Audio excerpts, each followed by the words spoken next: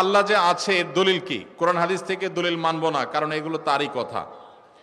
এটা আমাদের যে ভাই প্রশ্ন দিয়েছেন, তিনি যদি আমাদের কোনো নাস্তিক ভাই হন বা অন্য ধর্মাবলম্বী ভাই হন বা যেই হন না কেন, তাকে আমি বলতে চাই, আল্লাহ যে আছেন এটা প্রমাণ হলো আপনি নিজে।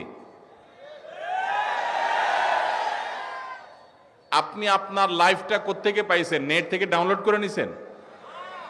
কি বলেন? আপনি নিজেকে কোত্থেকে পাইছেন? আপনার আব্বা আম্মা আপনাকে নেট থেকে ডাউনলোড করে নিয়ে আসছে? ভাইরা আমার, আমাদের অস্তিত্বই আল্লাহর অস্তিত্বের সাক্ষী। আল্লাহ রাব্বুল আলামিন বলেছেন, ওয়াফি আনফুসিকুম আফালা তুবসিরুন, তোমাদের অস্তিত্বের মধ্যেই আল্লাহর অস্তিত্বের নিদর্শন আছে, তোমরা কি দেখো না?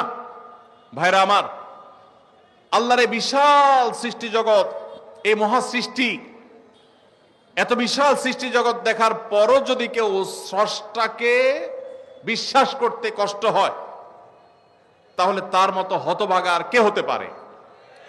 ভাইরা আমার, এই সৃষ্টি জগৎই স্রষ্টার অস্তিত্বের সাক্ষী। আল্লাহ রাব্বুল আলামিন আল্লাহর এই সৃষ্টি জগৎ দেখে, তার সুনিপুণ সৃষ্টি দেখে আল্লাহর অস্তিত্ব এটা খুঁজে পাওয়ার হেদায়েত, তৌফিক আল্লাহ তাআলা আমাদেরকে দান করুন।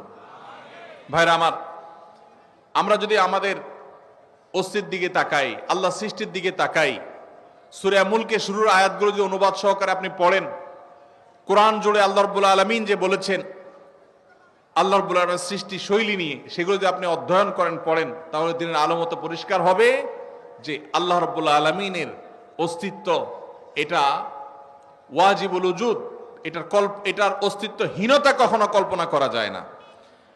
এটা নিয়ে দীর্ঘ আলোচনা করার সুযোগ নেই, শুধু এটুকুই বললাম যে আপনার আমার সৃষ্টি এটাই আমাদের স্রষ্টার কথা স্মরণ করিয়ে দেয়। কারণ স্রষ্টা ছাড়া কখনো